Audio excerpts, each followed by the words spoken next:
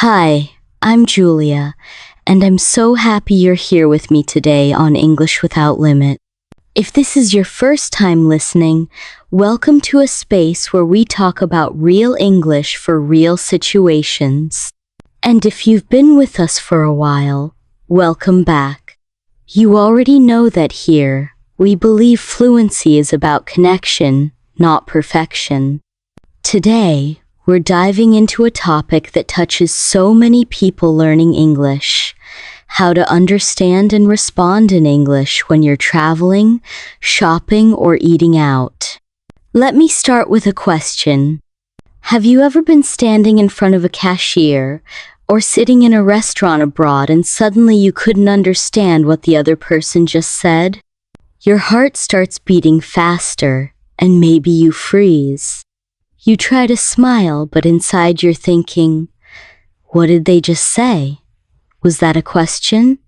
Am I supposed to answer now? That moment of panic is something many learners go through, and you're not alone. I've heard this same story from so many people around the world. But what if I told you that your listening skills, just your listening, could help you feel calm and confident in that moment? Today, I want to invite you to begin a new kind of listening journey.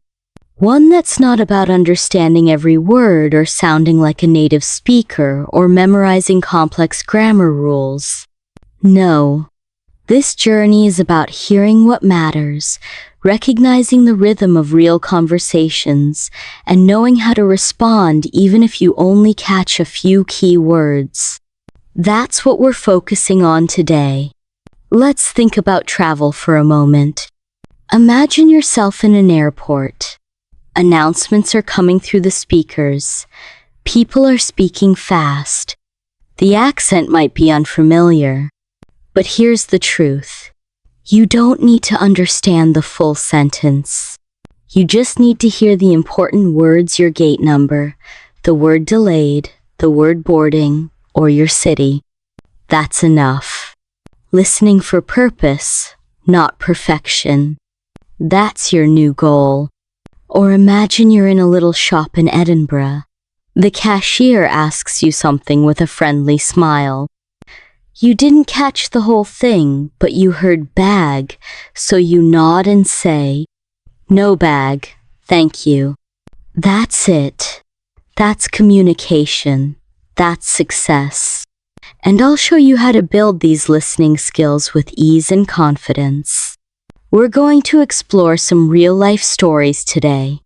You'll meet people like Carla from Madrid, who missed an announcement at a train station in London, but figured out what to do just by recognizing a few key phrases.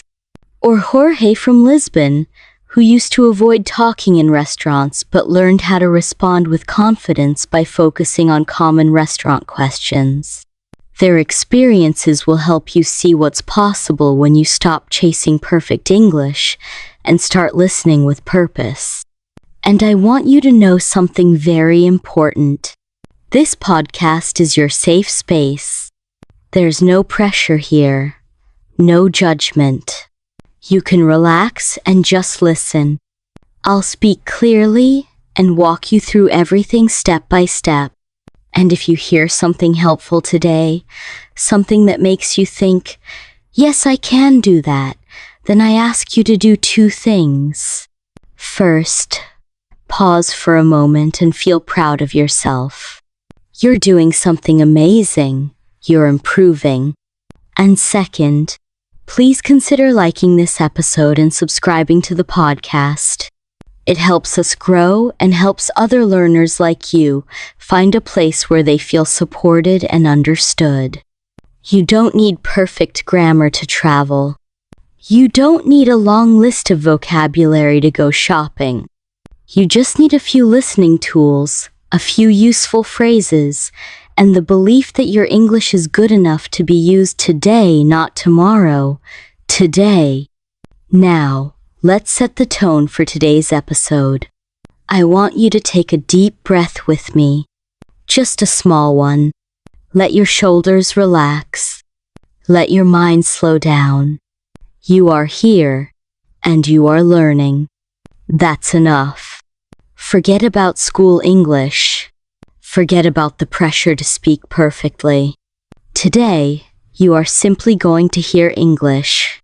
You're going to notice patterns, sounds, rhythm, and you're going to see how that can transform how you feel the next time you're standing in line at a cafe, waiting to board your flight, or asking someone for directions. I'll share techniques that work in real life, not the kind you find in old textbooks, but the kind that help you in real situations.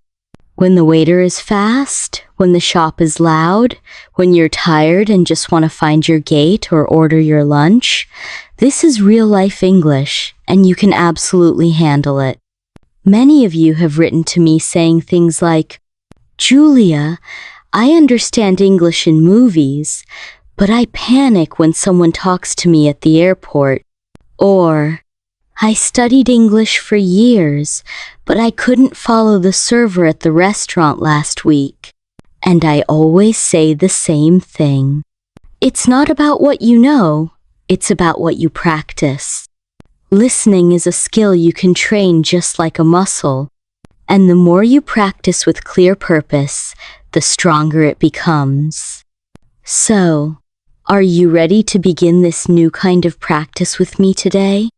Are you ready to listen for what matters, not for every single word? I believe you are, and I'll be here with you every step of the way. You've already done something powerful. You've shown up. You pressed play. You're here. Let's turn those uncomfortable travel moments into calm, confident experiences. Let's take those confusing shop conversations and turn them into opportunities to connect. And let's stop being afraid of fast English and start embracing it one small step at a time. You're going to hear stories that feel familiar. You're going to recognize yourself in these moments. And when that happens, I hope you smile, because that's how we grow through real practice, real situations, and real stories. This is your invitation. Listen, notice, learn one phrase at a time, one situation at a time. Let's begin. Let me tell you about Carla. She's from Madrid, and she had been planning her trip to London for months. She was so excited.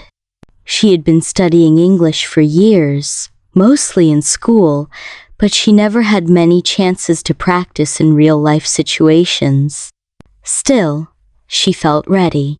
She had booked a nice place to stay, made a list of places to visit, and had even memorized a few useful phrases for getting around the city. Everything felt under control until she arrived at one of the busiest train stations in London. It was early in the morning, and the station was already full of people rushing in different directions. There were signs everywhere, multiple platforms, and fast announcements coming from the speakers. The voice was British, formal, and clear, but much faster than what Carla was used to. She stood still for a second, trying to process what she had just heard. She caught something like, "expected to arrive at," and then the rest was gone. Another announcement followed right after, but again, it was too fast. She looked at the screen above the platform, but she wasn't sure which train was hers. Carla felt a small wave of panic rising in her chest. She remembered the platform number printed on her ticket, but when she looked up, the sign said something different. Was the platform changed? Was her train delayed? She looked around. People seemed to know exactly where to go. She didn't want to bother anyone, but she also didn't want to miss her train. She had less than 10 minutes left. She told me that in that moment she wanted to run away. Not literally, but she wanted to give up and just find someone to fix the situation for her. But then she stopped. She remembered something she had heard on this podcast. You don't need every word, you just need the right words. She took a deep breath, closed her eyes for a second, and reminded herself to listen again, this time with a purpose. When the next announcement came, she didn't try to understand the full sentence. She listened only for 3 things: platform numbers, the word delayed, and the name of the city she was going to. That's it. She blocked out everything else. This time, she heard something that made sense. She caught Platform 9 delayed 10:12 to Manchester. That was her train. It was delayed, and it had moved to Platform 9. She turned, walked over, and found the right spot just in time. Later, when she told me this story, she said something that stayed with me. It wasn't about knowing more English. It was about listening in a different way. I stopped trying to hear everything. I started listening for what I needed. This small change made a huge difference. And this is exactly what I want to share with you today. When you're in places like train stations, airports, or even loud shopping centers, you don't have to catch every single word. Real-life English is full of extra details that your brain doesn't need in the moment. The key is to train your ear to filter out what's not important and focus on the clues that help you make decisions. Let's break this down together. Think about how announcements are structured. They often start with a greeting or an opening line, followed by the important information, and maybe end with a closing sentence. You don't need to listen to the greeting or the final words. Your focus should be on those middle parts, the words that give you the time, the place, any changes in schedule or directions. One thing you can start practicing is listening to real announcements from travel apps or public transportation websites. Many of them have recordings or even videos you can use. Listen once to the full sentence. Then listen again just for keywords. Practice picking out words like gate, boarding, canceled, next stop, arrival, departure, and of course, the names of cities or stations. What Carla did that day is something you can do too. It's not about being fluent or fast. It's about being calm and focused. She gave herself permission to listen for less, and in doing so, she understood more. That's something we don't talk about enough when we teach listening. We assume more is better. But in reality, in busy places, less is better. Short, clear, useful words are all you need. I've seen this with other learners too. Some of my students have said, "But Julia, I don't know enough vocabulary to understand announcements." And I always respond, let's make a list of the 10 words you do know. Are they words like delayed, platform, boarding, gate, canceled? When they realize they already know the most useful words, their confidence grows immediately. You don't need to know the full announcement. You only need to recognize a few key markers. You can even practice this when you're not traveling. Try watching short videos on YouTube or Instagram that show train station announcements or airport dialogues.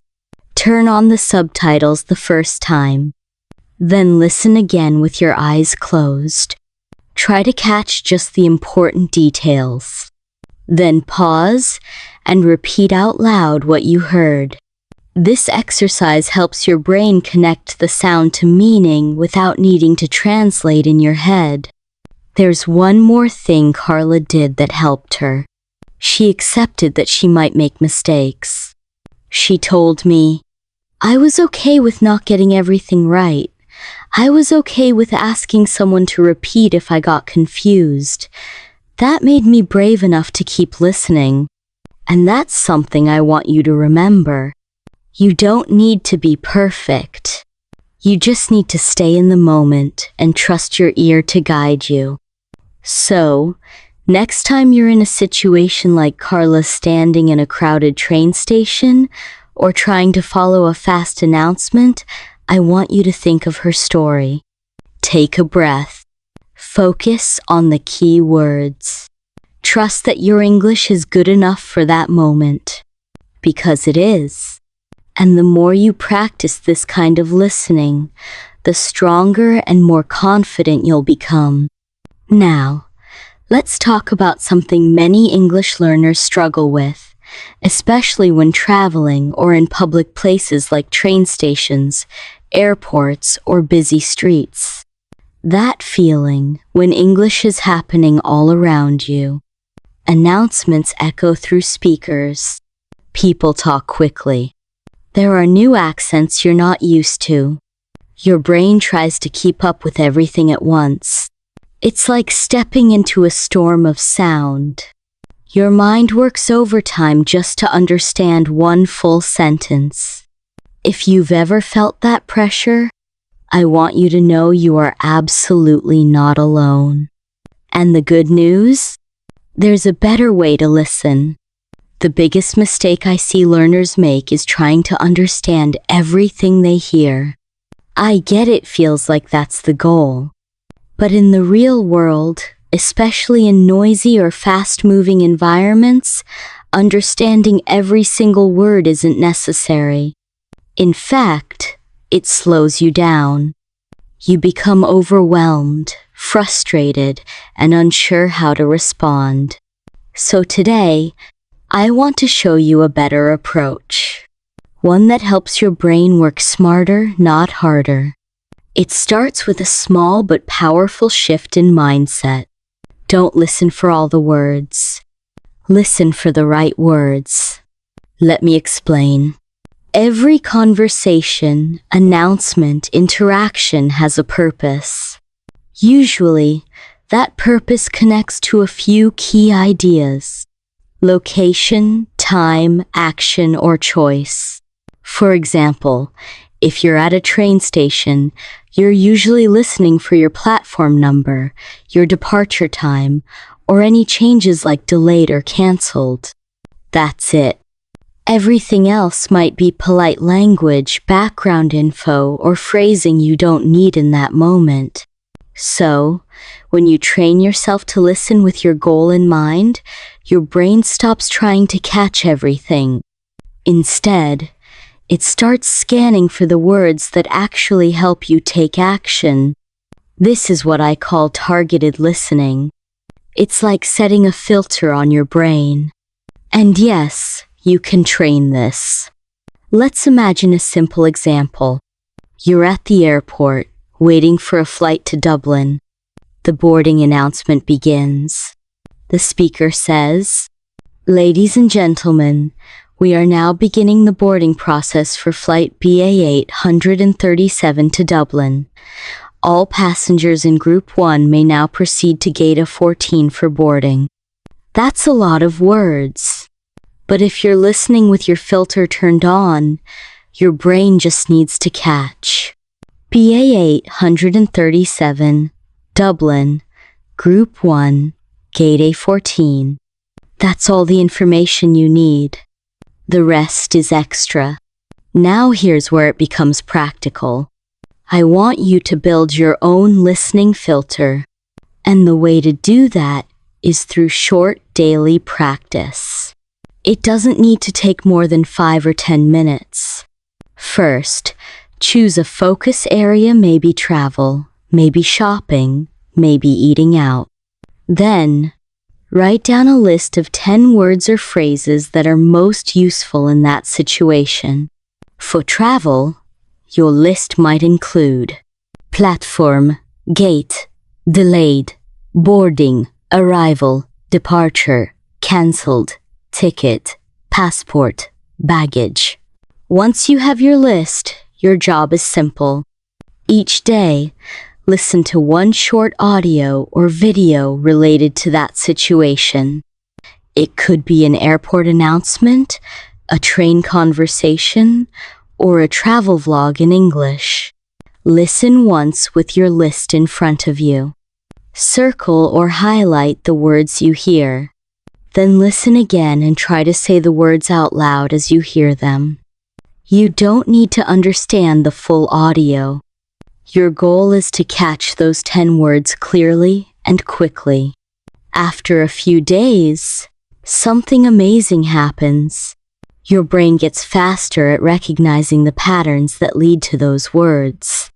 You'll start hearing gate before you even process the rest of the sentence.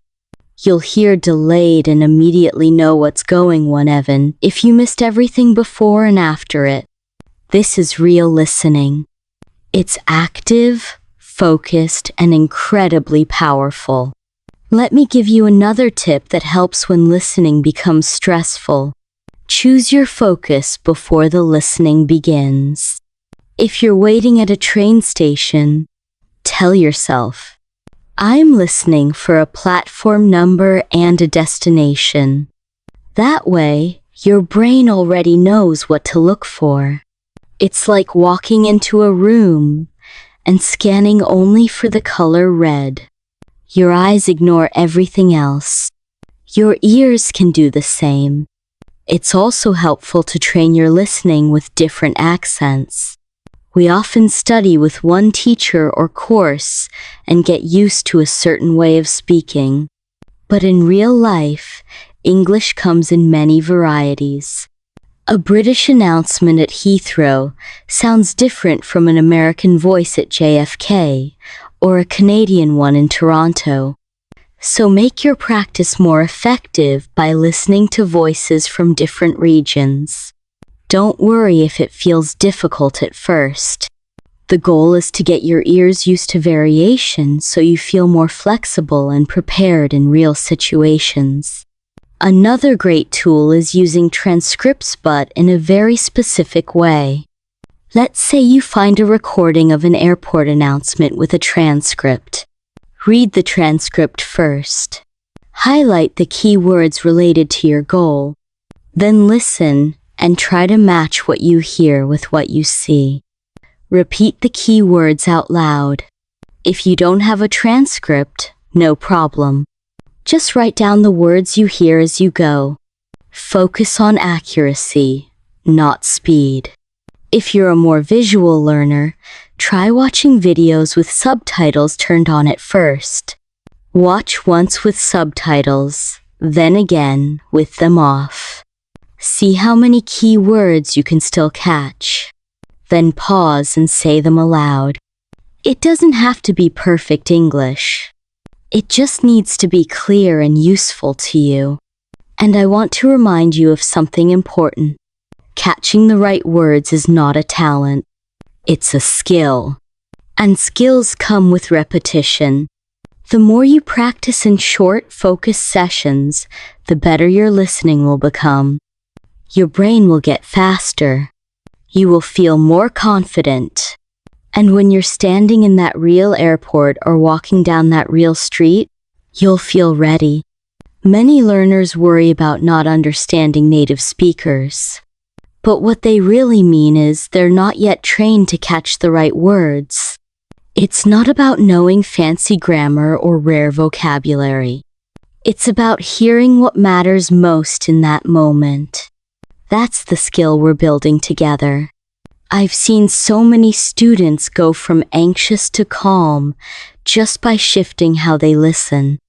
They stopped thinking about grammar and started thinking about purpose. That's what I want for you too. So, take this method and try it for yourself. Choose one setting. Make your list of key words. Practice daily and trust the process. You don't need to be perfect. You just need to stay curious and consistent. Your ears will learn what to catch. Let me introduce you to Jorge. He's a software engineer from Lisbon who loves traveling, especially to European cities with rich history and great food. But there was always one thing that made him anxious: restaurants. Not because he didn't enjoy the food or atmosphere, he loved both, but because of the conversations. Simple interactions like ordering a meal or answering a question from the waiter made him nervous. Not because he didn't know English, but because he didn't trust his listening skills. He worried about fast speech, unfamiliar accents, and feeling embarrassed in front of other people. Because of that, he often avoided talking. He told me that when he traveled before, he would point at the menu or choose places where he could order by number. If someone spoke to him in English, he would smile, nod, and hope for the best. Sometimes it worked, sometimes it didn't, but it always left him feeling a little frustrated. He had studied English for years, read articles, watched movies, listened to podcasts, but in a real-life restaurant, he felt lost. He said, "I just couldn't catch what they were saying, and I didn't want to look stupid." When Jorge planned a short trip to Paris, he decided something had to change. He didn't want to keep avoiding conversations. He wanted to enjoy the full experience of traveling. And that meant participating, not just watching. So, he made a small challenge for himself. He told himself, "This time I'll listen to the waiter. I'll try to understand at least 3 questions. That's all, just 3. He didn't expect to understand everything. And he didn't pressure himself to speak perfectly. His goal was simple: listen for a few common restaurant phrases and respond as clearly as he could. On his first night in Paris, he walked into a small, cozy restaurant near the Latin Quarter. He sat down, looked at the menu, and took a breath. When the waiter came over, Jorge stayed calm. He had prepared by practicing a few short phrases at home. He had also listened to real restaurant conversations online. He had noticed a pattern in many of those conversations. There were always 1 or 2 common questions at the beginning of the meal. Sure enough, the waiter looked at him and asked, "Still or sparkling?" Jorge immediately recognized the question. He had heard that exact phrase in his practice. He smiled and said, "Still, please." Then the waiter asked, "Would you like a starter?" Again, Jorge had heard this structure before. He answered confidently, "No starter, thank you." Then, as the waiter took his order and started to walk away, he asked one more thing. "Anything else?" Jorge smiled again. "That's all, thank you." Those 3 simple exchanges gave Jorge a new kind of confidence. Not because he did something extraordinary, but because he succeeded in doing something ordinary without fear. For the rest of his trip, he continued this small challenge. Listen for short questions. Recognize the structure. Respond clearly. He wasn't trying to understand every word or impress anyone. He was simply practicing how to listen for real, useful English. What I love about Jorge's story is how much progress you can make with a small goal. He didn't need advanced vocabulary or complex grammar. He just needed to recognize a few short, repeated phrases and trust his ear to do the rest. He built this confidence through preparation, exposure, and a realistic goal. And the result? He finally enjoyed ordering in restaurants without stress. Let's take a moment to look at what Jorge actually did. First, he noticed a pattern. In most restaurant situations, there are a few common questions you can almost always expect. Question. like still or sparkling? Would you like a starter? Anything else? How would you like that cooked? Would you like the check? These questions are short, predictable, and repeated again and again. When you begin to recognize these patterns, your listening becomes much easier. Jorge focused his practice on those exact types of questions. He searched for short video clips of restaurant interactions. He used transcripts to identify the key questions. He repeated them out loud so that both his ear and his mouth became familiar. And when he went into the restaurant, his brain was ready to listen with purpose. He wasn't trying to follow every word. He was just waiting for those questions he had already trained his ear to expect. This approach is something I teach all the time, and it works. One of the biggest challenges in listening is that we often feel pressure to understand everything. But if you know what types of questions are common in certain settings, you can narrow your focus. You begin to expect certain phrases. And when your brain expects something, it's much faster at recognizing it. Another thing Jorge did right was keeping his responses simple. You don't need long sentences to respond well. Short, clear answers are perfectly fine. If someone asks, starter, you can say, no, thank you. If they ask, anything else, you can say, that's all. If you're unsure, you can always say, could you repeat that, please? These are small phrases, but they carry a lot of power. They show you're engaged. They help you stay calm. And they give you control over the conversation. So, what can you learn from Jorge? You don't need to wait until you feel ready to understand fast, complex English. You can start right now by listening for the small questions that come up again and again in restaurants. Make a list. Practice them daily. Say them out loud. Find short dialogues online and focus only on those key questions. You'll be amazed at how quickly your ear starts to recognize them in real conversations. Jorge didn't change his English level overnight, but he changed the way he listened.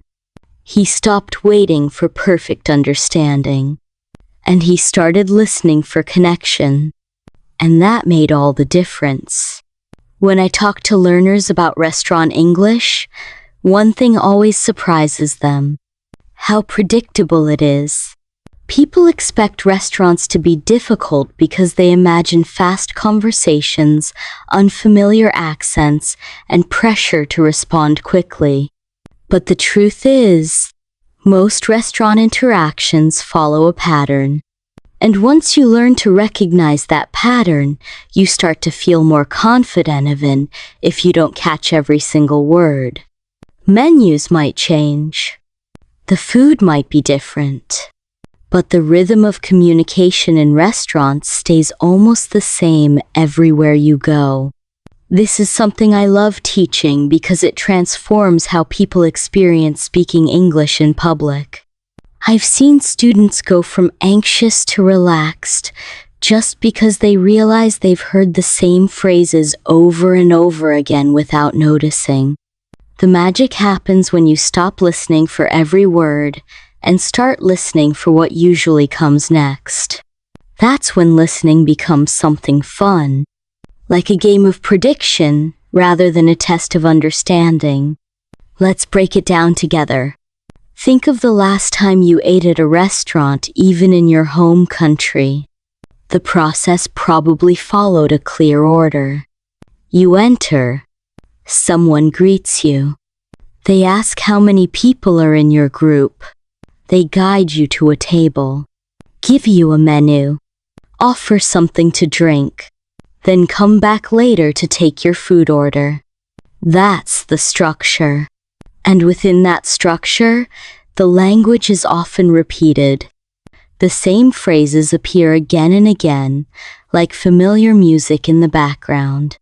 In English, there are 5 or 6 common questions or comments you'll hear in nearly every restaurant. These include, "Hi there. How many people? Would you like something to drink? Are you ready to order? Would you like a starter? How would you like that cooked? Anything else? Would you like the check?" You don't need to memorize 100 possible sentences. These few phrases are used everywhere from small cafes to big city restaurants. And most of the time, they're said in the same order with very similar words. The moment you realize this, you can relax. You don't have to wait in fear for the server to speak. You already know what they're probably going to say, so your brain doesn't need to work so hard. It can listen for keywords instead of trying to understand full sentences. It's like knowing the rules of a game. You know what's coming, and you know how to respond. Let's look at an example. Imagine you walk into a restaurant and sit down. A server comes over and says, "Hi, can I get you started with something to drink?" That's a longer version of, "Would you like something to drink?" Even if you didn't catch all the words, your brain recognizes the moment. It's time to order a drink. So you say, "Just water, thank you." Or, "A coffee, please." It doesn't matter which exact version of the question they used. You heard the keyword drink, and that's enough to guide your response. This is why I often tell learners, train your ear for situations, not for perfect grammar. If you practice listening by focusing on the context, you'll improve much faster. So instead of studying random vocabulary, take a short video or audio clip from a restaurant scene and watch it a few times. Pay attention to the order of the conversation. What happens first? What kind of questions are asked? How do people respond? I love using short, realistic dialogues for this kind of practice. You don't need long audio files or full movie scenes. A simple 30-second clip is enough. Listen once just to get the general idea. Then listen again and write down the exact questions. Ask yourself, is this something I've heard before? Will I hear it again in another restaurant? If the answer is yes, put it on your list. That list becomes your personal restaurant toolkit. Here's a fun tip. Create a mini restaurant script and act it out by yourself. Imagine you're the guest. First, pretend the server says, "Hi, how many people?" And you respond, "Just one, please." Then imagine they ask, "Would you like something to drink?" And you say, "Yes, a lemonade, please." Keep going through the common questions. Practice your answers until they feel automatic. You don't have to get every word right. Just be clear and relaxed. You'll also notice that restaurant English uses a lot of polite forms and soft questions. Things like, "Would you like?" instead of, "Do you want?" Or, "Can I get you?" instead of, "I will bring you." These phrases sound friendlier, and they help make the interaction more comfortable. The good news is, they're easy to recognize. The moment you hear, "Would you like?" your brain can prepare a simple yes or no answer. Another thing to keep in mind, pronunciation can vary, but the structure usually doesn't. If you're in New York, you might hear, "What do you want to drink?" which sounds very fast and casual. But even there, your brain can still pick out the word drink. And in a more formal setting like a London tea room, you might hear, "May I offer you something to drink?" Different accents, different tones, but the same meaning. This is why listening with intention is so powerful. When you stop trying to catch every detail and start focusing on structure and purpose, your confidence grows naturally. You begin to notice that most people don't say completely new things in every situation. They repeat. They follow habits. And when you recognize those habits, you win the game. I encourage you to start noticing these patterns. The next time you're in an English-speaking restaurant or watching a video about food, listen not just to the words, but to the rhythm. What comes first? What's usually next? When do they bring the menu? When do they ask about dessert? Every time you pay attention to these moments, you're building listening strength. And you don't have to be perfect. You just have to be ready for the game. A game where the rules are simple, the moves are repeated, and the goal is to communicate clearly and enjoy your meal. Once you start thinking of it that way, restaurant English becomes something you can look forward to, not something to fear. Let me tell you a story about Sarah, a young woman from Stockholm, who had always loved the idea of traveling through Europe and practicing her English along the way. She felt pretty confident about her language skills because she had studied English at school and used it at work occasionally. Still, like many people, she sometimes doubted her listening abilities, especially in real-world conversations where people speak quickly or with different accents. That was something she couldn't always prepare for. But Sarah was also curious and brave, and on her trip to Rome, she found herself in a situation that reminded her just how powerful mistakes can be when you're learning. One evening, Sarah was enjoying dinner at a small restaurant not far from the Colosseum. It was one of those warm Italian nights, and she was sitting outside under a row of string lights, feeling completely at peace. She had ordered her meal confidently, chatted a little with the waiter, and was proud of how well things were going. English wasn't his first language either, but the communication was smooth. That gave her a sense of comfort and connection. After finishing her main dish, she leaned back in her chair and looked around, soaking up the moment. That's when the waiter returned to her table. He asked her something with a friendly tone. The words were clear, but her brain was a little tired after a long day of sightseeing and listening. She thought he said, "Would you like dessert now?" Sarah smiled and responded quickly, "Yes, I'd love a dessert." But the waiter looked confused. Then he smiled and said, No, I said, "Would you like the check now?" They both laughed. It was a genuine, friendly laugh, the kind of moment that breaks the ice.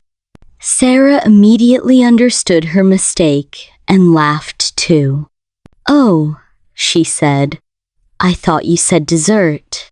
He chuckled and replied, "No problem, but if you do want dessert, we have great tiramisu." That moment could have been embarrassing, but Sarah didn't let it be. Instead of shutting down or getting nervous, she used it as an opportunity to practice a skill she had recently been working on. Clarifying, she asked, "Can I hear the question again?" And the waiter repeated it, this time even slower and clearer. "Would you like the check now?" That small mistake, followed by a laugh and a quick recovery, turned into a learning moment. Sarah walked away from that dinner not feeling bad about the confusion, but proud of how she handled it. She told me later, "I used to think I had to get everything right, but now I know that every mistake is a door to connection. It gives you a reason to interact more, not less." This is one of the most important things I want you to take from her story. Mistakes in listening are normal, and they don't mean failure. In fact, they often create more space for real human interaction. They invite laughter, they invite repetition, and most importantly, they give you the chance to grow. Many learners believe they must understand the first time, every time, and that any misunderstanding is a sign of weakness. But let's be honest, native speakers misunderstand each other all the time. We interrupt. We ask for repetition. We clarify. That's normal communication. So, when you're learning English, and someone says something you didn't quite catch or misunderstood completely, your job isn't to panic. Your job is to stay in the conversation. What Sarah did right that evening was very simple. First, she took the moment lightly. She didn't turn the mistake into something negative. Second, she asked for repetition. And third, she responded again with confidence and kindness. That's a complete win. It's communication in action. Let's look at the language involved. The two questions, "Would you like dessert now?" and "Would you like the check now?" are very similar in structure. They both begin the same way and end with just one different word. It's easy to confuse them, especially if your brain is tired or if you're focused on other things. What helps in these situations is learning to catch the final word in the sentence. That's often where the main idea is hidden. This is a listening strategy I teach often. Anchor your focus on the end of the question. The beginning might be polite or predictable, like, "Would you like?" But the real action comes at the end. The check, a starter, sparkling water, the menu, and so on. That's where your attention needs to land. And if you miss it, it's okay. You have tools to fix the moment. Let's say you're in a similar situation, and someone says something you're not sure you heard right. You can respond in a few easy ways. "Sorry, did you say dessert or the check? Can you repeat that, please? I didn't catch the last word. What was it again?" These are powerful phrases. They show confidence. They show that you're engaged and that you care about getting it right. And most people will respond with patience and kindness, just like that waiter in Rome. Often, these moments lead to a smile or even a small conversation. It's in these unscripted situations that your English becomes more real and more flexible. Another lesson from Sarah's story is how tone and body language help fill the gaps. She didn't understand the exact words, but the waiter's friendly tone made her feel safe to respond. This is something you can rely on as well. When someone is being kind or helpful, trust that the intention behind the words will support you, even if the exact sentence is unclear. People use tone, gestures, and expression to communicate, not just words. And you can learn to read those signals too. So yes, mishearings happen. They happen to everyone, including advanced speakers. The difference is how you respond. Do you freeze and feel embarrassed? Or do you stay in the moment, laugh if needed, and move forward with curiosity? Sarah chose the second option, and it made her stronger as a listener and a speaker. When you change the way you look at mistakes, everything shifts. A misunderstanding is not a sign that your English is broken. It's a sign that you're using English. It means you're participating, interacting, and learning. That's what matters. So next time you're in a restaurant, or really anywhere in an English-speaking environment, and something sounds unclear, think of Sarah in Rome. Think of the way she smiled, clarified, and used the moment to connect rather than retreat. That kind of attitude turns everyday travel into powerful practice. And that's where fluency starts. Not in perfection, but in these small human moments that we remember long after the trip is over. Today, we're talking about one of the most powerful tools you can have as an English learner, the power of asking for clarification. I know that might not sound exciting at first, but trust me, it's one of the skills that gives you real power and freedom. When you're using English in the real world, whether you're in a restaurant, a store, or a train station, there will be moments when you don't catch what someone says. It could be because the person speaks too fast, the environment is noisy, or you're just tired. That's completely normal. It happens to everyone, including native speakers. What matters is how you respond in that moment. I've talked to hundreds of learners who say the same thing. They freeze when they don't understand.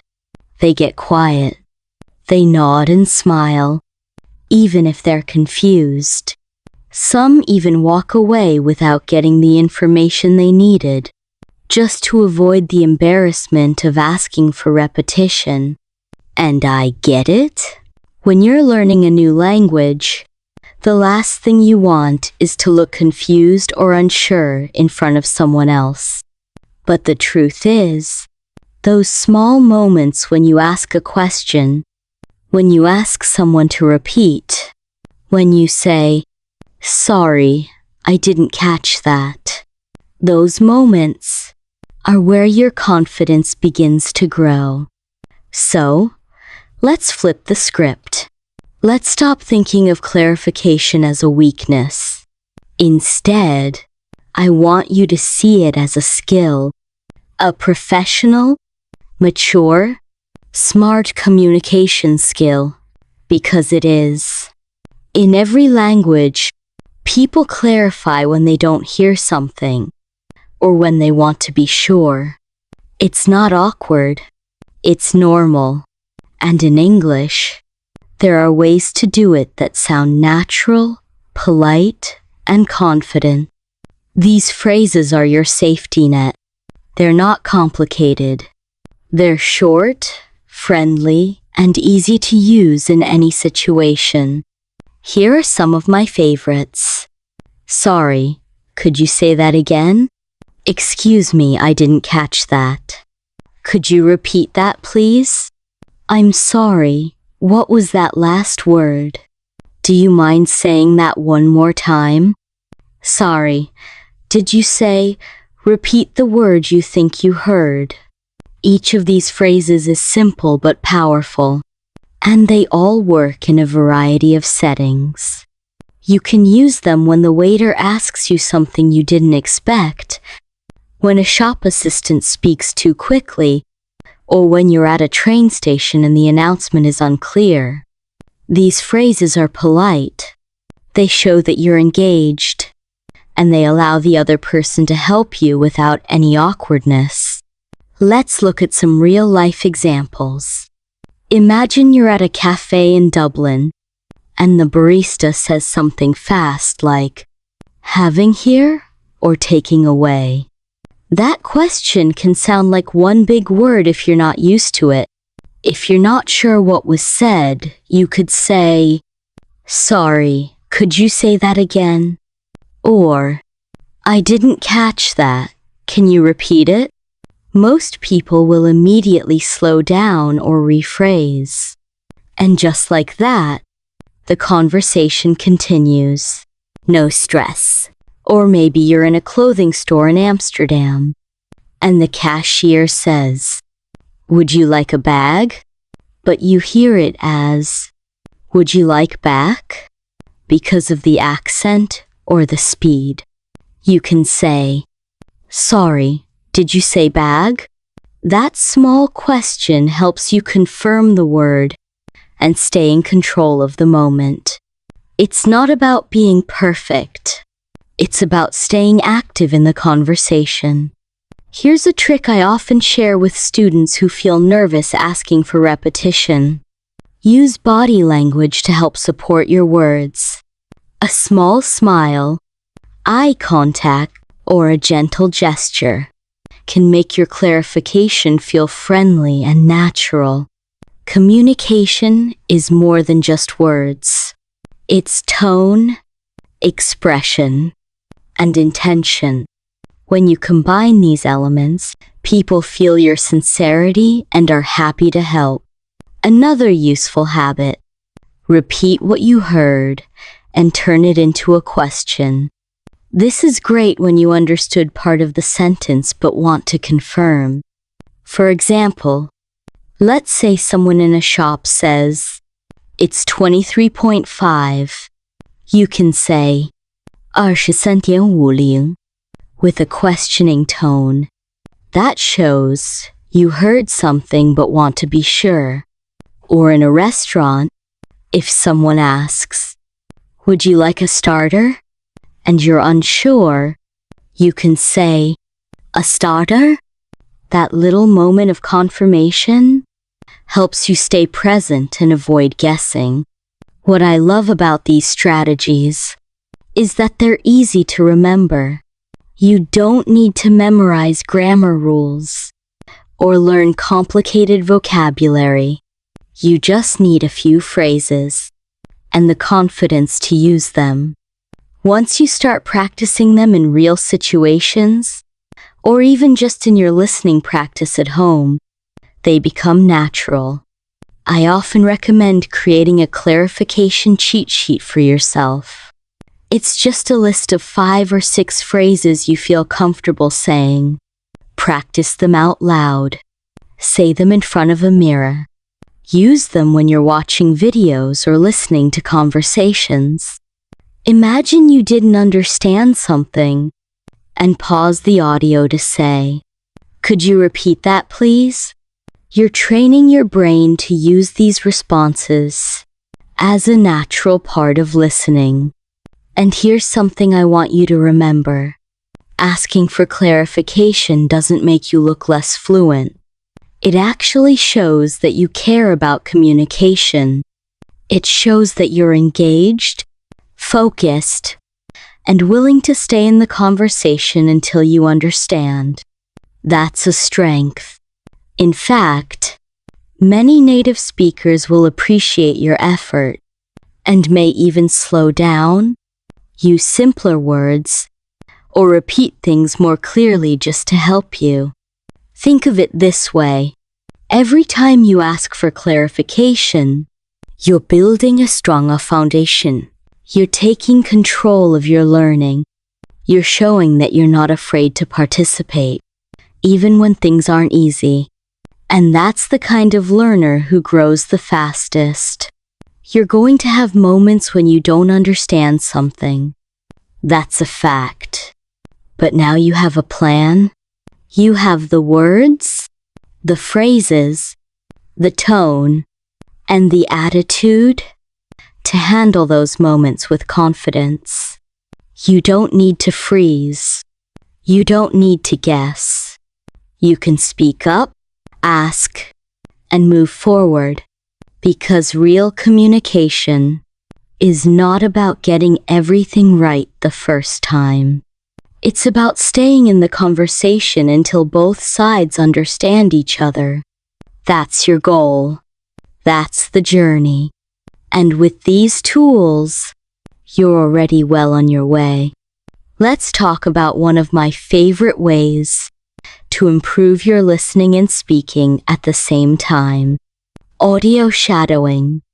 This technique is simple, powerful, and when you use it with real travel situations, like checking into a hotel, ordering in a cafe, or buying a train ticket, it becomes even more effective. I've seen learners grow their confidence in just a few days using this method. You don't need special tools, perfect grammar, or hours of free time. All you need is your attention, your voice, and a few minutes a day. So, what exactly is audio shadowing? It's when you listen to a short piece of English audio, just a few seconds long, and immediately repeat what you hear, copying the rhythm, tone, and pronunciation as closely as possible. You're not translating. You're not thinking about every word. You're simply echoing the speaker. Think of it like walking right behind someone and stepping where they step. That's why we call it shadowing. Now, here's why this works so well for travelers. When you're in an airport, hotel, shop, or restaurant, you don't need to understand everything. You need to catch key phrases and respond quickly. Audio shadowing helps your brain get used to the natural speed and flow of English in exactly those situations. When you've practiced repeating those real conversations, your ears know what to expect. You stop freezing when someone speaks quickly. You start hearing the message, not just the words. Let me walk you through how to do this. First, choose a very short audio clip. It can be from a travel video, a podcast, or a dialogue in an English textbook. Look for scenes in hotels, airports, or cafes. You want something that feels real. For example, a hotel receptionist might say, "Good evening. Do you have a reservation?" Or someone at the airport might say, "Your gate number is a 12. These are the types of sentences you'll hear again and again. Start by listening to one sentence. Don't try to understand it completely on the first try. Just listen, then play it again, and repeat it out loud exactly as you hear it. Focus on matching the speaker's tone, speed, and pauses. You might need to repeat it 5 or 6 times. That's okay. The goal isn't perfection. The goal is familiarity. You're training your mouth to move like an English speaker. You're also training your ear to catch the sound patterns that matter. After you've repeated the sentence a few times, try to say it without listening. See if you can recall the rhythm, then play it again to compare. This back and forth creates a feedback loop. It helps your brain notice the details, where the stress falls, how the voice rises and falls, and which words are linked together. You start to hear not just individual words, but chunks of language that go together. Let's try a real example. Imagine you're practicing a café conversation. The server says, "Would you like anything else?" That sounds simple, but it often comes fast. Like, "Would you like anything else?" Shadowing that phrase helps you get used to how it really sounds, not how it looks on the page. When you hear it in real life, your brain says, "I know this one," and you feel ready. Another great reason to use shadowing with travel situations is because the phrases are usually short and practical. That makes them easy to remember and repeat. Phrases like, "I'd like a coffee," or Is breakfast included? Or, what time does the train leave? Are all perfect for this kind of practice. Each one has a rhythm. Each one has a melody. And shadowing lets you borrow that melody until it becomes your own. If you want to take it a step further, try recording yourself while shadowing. Play the original sentence, repeat it, and then listen to your voice. Don't judge, just observe. Are you missing any sounds? Are you speaking too fast or too slow? This isn't about sounding like a native speaker. It's about sounding natural and feeling comfortable. And remember, you don't need to shadow long conversations. In fact, shorter is better. Even 10 seconds of dialogue can be powerful if you practice it with focus. Try one new clip each day. After a week, you'll start to notice real changes. Your mouth will move more easily. Your ears will recognize familiar phrases faster. And you'll begin to feel less nervous in real conversations, because your brain has heard these situations before in your practice. What I love most about shadowing is that it builds both listening and speaking in one simple activity. It connects your ears to your voice. It gives you instant feedback, and it helps you develop real-world fluency, the kind you can actually use when you travel. That's why I recommend it to every learner who wants to improve their English fast, especially for everyday situations. If you're not sure where to find audio, start small. Use scenes from travel vlogs, podcasts for learners, or videos about restaurant and airport dialogues. Find voices that are clear and natural. Don't worry about getting everything right. Just listen, repeat, and enjoy the rhythm. Over time, your ability to understand and respond will become stronger and more automatic. Here's a fun tip. Build a shadow bank. That means keeping a list of phrases you've practiced. Write down sentences you've shadowed that feel useful. Review them every few days. You'll start to see that many of them repeat across different situations. English, especially in travel contexts, is full of patterns. Once you've shadowed a few, you'll begin to hear those patterns everywhere.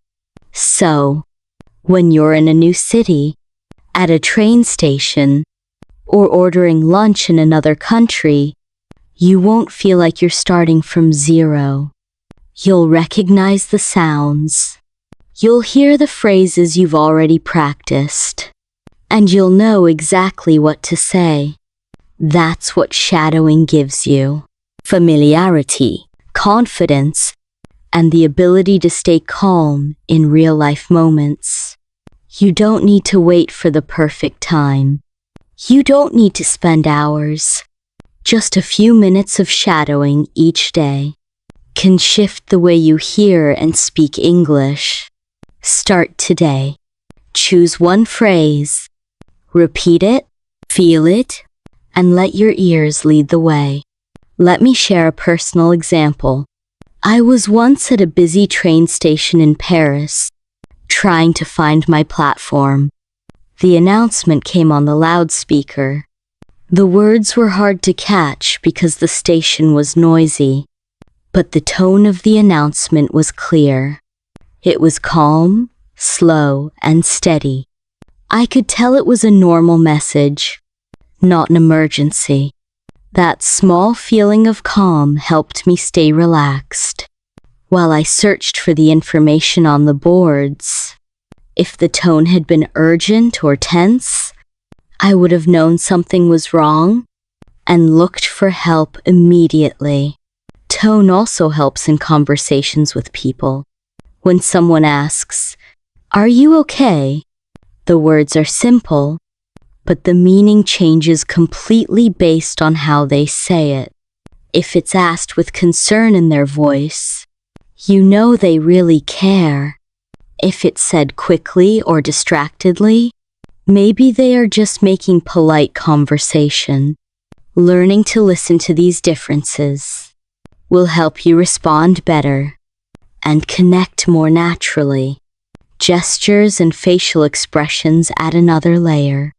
When words are unclear, a smile, a nod, or a hand gesture can give you a hint about what's being said. This is why watching people's faces and bodies is so important in real conversations. When you're in a restaurant and the waiter points to a dish on the menu while saying something, you don't need to understand every word to know they are recommending it. When you're in a shop and the assistant shrugs or gestures with their hands, they might be showing that they don't have your size in stock. These nonverbal cues fill the gaps in understanding and help you stay confident. I want you to try a simple exercise today. The next time you listen to English, either in a video or in person, pay close attention to the tone. Ask yourself, how does the speaker feel? Are they excited, calm, worried, or happy? What kind of body language do they have? How does this affect the meaning? You'll start noticing these details more and more, and your listening will improve naturally. Remember, English is not just about words. It's about the whole experience of communication. Tone and emotion carry messages that words alone can't. They help you understand when someone is joking, when they're serious, when they want to hurry you, or when they're being polite. When you listen this way, you'll feel more connected and less lost, even in noisy or busy places. So, the next time you're in a market, restaurant, or airport, try to listen with your whole body, not just your ears. Trust the emotions and gestures you see and hear. They will guide you even when the words are hard to catch. This is the kind of listening that turns confusion into connection and nervousness into confidence. And as always, if this makes sense to you, consider subscribing to the English Talk community so we can keep helping you on this journey. I want to share a story about Jin Wu, a traveler from Seoul, South Korea, who found himself lost in the beautiful city of Prague. Jin Wu was excited to explore the winding streets and historic squares. But like many travelers, he knew that getting around could sometimes be a challenge, especially when English wasn't his first language. Before his trip, Jin Wu had spent time learning useful travel questions, phrases like, "Where is the nearest metro station?" Or, "How do I get to the old town?" He memorized these sentences, feeling ready to ask for help if he needed it. But Jin Wu knew that learning questions was only one part of the puzzle. What worried him more was understanding the answers. When locals spoke quickly, with their natural rhythms and accents, it was easy to feel lost again. That's why he decided to prepare by listening to fast English conversations. He focused on videos and podcasts where native speakers talked naturally, practicing how to catch the most important words, even if he didn't hear everything. Jin Wu called this his listening filter, the ability to focus on key information and not get stuck on unfamiliar words. One afternoon in Prague, Jin Wu found himself standing at a crossroads, unsure which way to go to reach his hotel. He remembered his training and decided to ask for directions. He approached a local woman and asked, "Excuse me, can you tell me how to get to the Charles Bridge?" The woman smiled and started to explain quickly, giving several street names and turns. At first, Jin Wu felt overwhelmed by the speed and the unfamiliar words, but he didn't panic. Instead, he focused on listening for key words he had prepared for. Words like left, right, straight, corner, and bridge. Even though he didn't catch every word, Jin Wu's brain started to piece together the direction. He heard left, then 2 blocks, then right, and finally bridge. He repeated these words softly to himself as the woman spoke, creating a mental map. When she finished, Jin Wu smiled and said, "Thank you, left 2 blocks, right bridge." The woman nodded encouragingly, and Jin Wu felt a rush of confidence. This story is a perfect example of how listening isn't about catching every single word. It's about understanding enough to get by. Jin Wu didn't let his fears stop him. He trusted his practice, focused on important words, and used context clues to understand the meaning.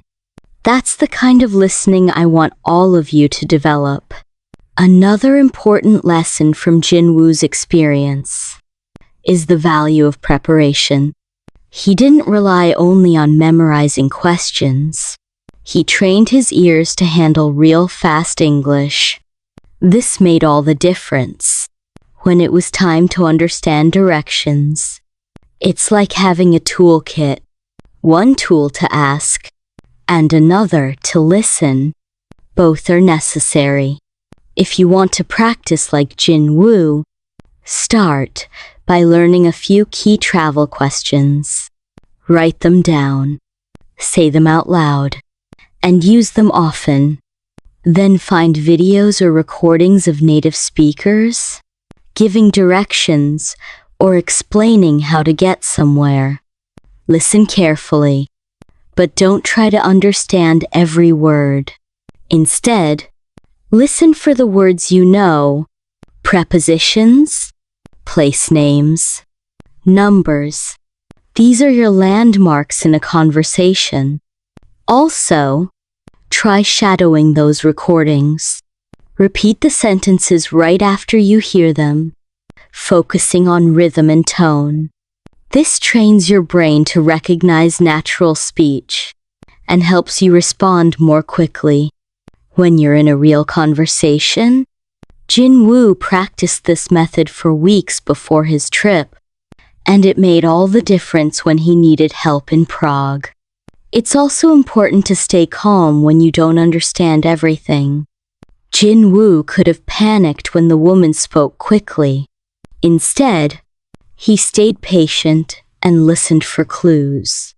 That patience is part of listening too. When you stay calm, your brain works better. You don't get stuck trying to understand one word. You look for the bigger picture. In real travel situations, people often speak fast or use unfamiliar words. That's normal. You won't always have the luxury of slow, clear speech. So, training yourself to pick out the most important pieces of information is a skill that will take you far. It's not about perfection. It's about survival and connection. Jin Wu's story reminds me of how important it is to trust yourself. You don't need to understand everything to make progress. You just need to understand enough to keep going. When you focus on key words, listen to tone, and use context clues, you'll find that English becomes less intimidating. You'll start to feel more comfortable, asking for help and following directions, even in fast conversations. So, If you ever find yourself lost like Jin Wu, remember this. You already have the tools you need. Trust your practice. Listen for the important words. Stay calm. And don't be afraid to ask questions. Real communication is about connecting, not about perfect grammar or understanding every word. I hope Jin Wu's story inspires you to keep practicing listening in ways that prepare you for real life. Listening to tone, picking out key words, and staying patient are skills you can build. And when you do, you'll find yourself navigating new places with more confidence than ever before.